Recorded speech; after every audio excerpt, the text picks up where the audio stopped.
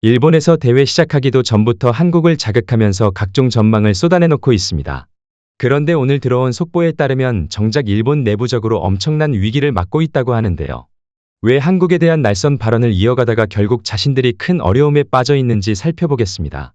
우선 일본 축구 매체 풋볼존에 따르면 아시안컵의 우승 전망을 내놓는 칼럼에서 일본의 우승 전략을 다양하게 논하며 일본은 조 1위로 조별리그를 통과한 다음에 16강 요르단, 8강 UAE, 4강 호주, 결승전에서는 이란과 대전하게 된다고 했습니다.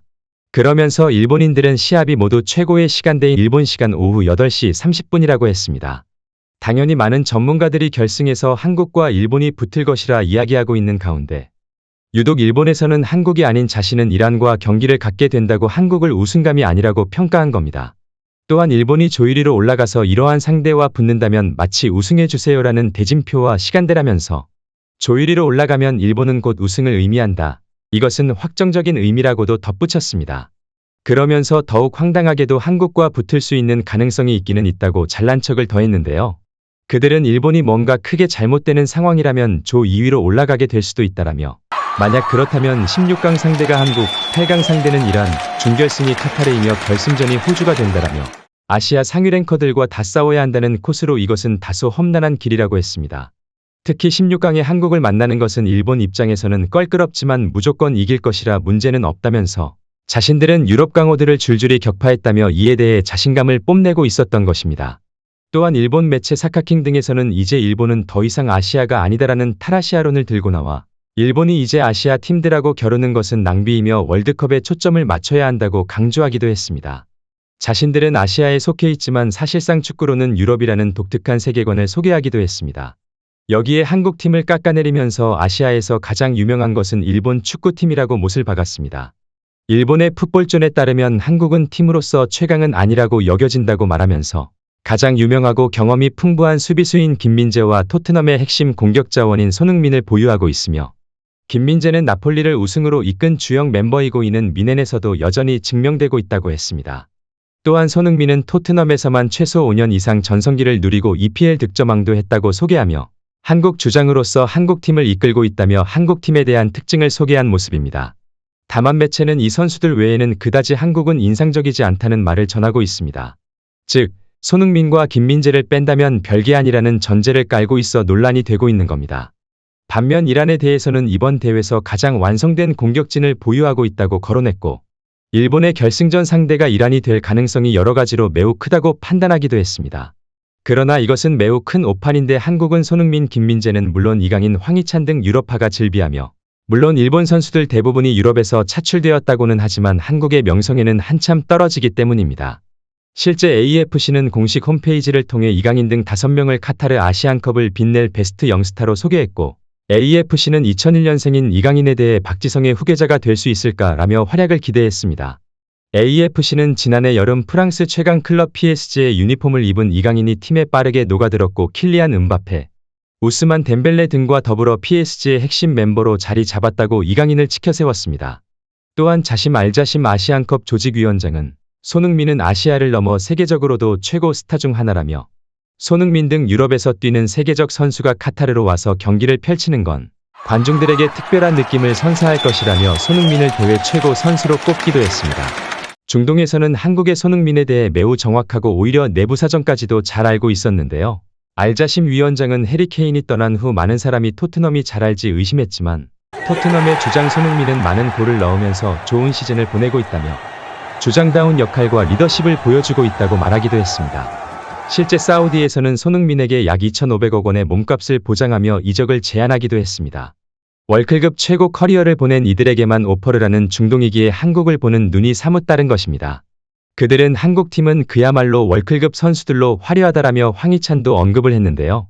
황희찬은 PL에서 득점 5위권에 랭크되는 등 유명세로 치면 일본보다 훨씬 위급에 속해 있습니다. 하지만 일본 언론에서는 아시안컵을 앞두고 오히려 쿠보가 손흥민을 제친다고 보도했습니다. 이는 최근 쿠보의 몸값이 손흥민보다 높게 책정되었다는 유럽 한 이적기관의 발표 때문인데 이것은 손흥민이 단순히 나이가 많기 때문이지만 일본은 이런 말도 안 되는 지표를 아시안컵의 우승으로 연결시키기도 했습니다. 아시아 최고 플레이어 쿠보가 이끄는 일본이 우승한다는 다소 황당한 발언을 한 것이죠. 여기에 일본 주장인 미나미노는 아시안컵은 우승하지 않으면 의미가 없는 대회라고 했습니다. 뭐 거기까진 그럴 수도 있지만 미나미노는 다시 일본팀 특유의 발언을 했는데요.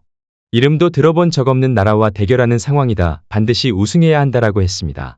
그런데 이 상황의 정반대로 일본 대표팀에서는 내부적으로 엄청난 문제에 봉착하고 있습니다. 일본 대표팀은 금주에 실전 훈련을 시작했는데 팀 분위기가 일단 심상치 않았습니다. 이는 모리아스 하지메 감독이 선수들을 반강제로 모두 징집했다는 의견이 나왔기 때문인데요. 실제 쿠보는 강제로 팀에 합류했다라는 발언을 하면서 논란이 되기도 했습니다. 일본 네티즌이 화가 나는 것은 이들이 최근 훈련까지 계속 거부하고 있기 때문인데요. 소식통에 따르면 쿠보, 미토마 등은 대회 이전에 부상을 당했고 훈련 소집에 응하지 않았다고 합니다. 미토마는 실제 6주간 부상 통보를 받았는데 팀에 차출되고 큰 불만이 있는 것으로 보였습니다. 브라이턴의 데제르비 감독은 미토마의 차출 소식에 당혹감을 드러내기도 했는데 그는 미토마가 부상을 입었는데 일본 대표팀에 뽑힌 것이 매우 놀랄만한 일이다라면서 미토마는 아마도 아시안컵 본선 무대에서 뛰기가 사실상 어려울 것이라고 밝히기도 했습니다.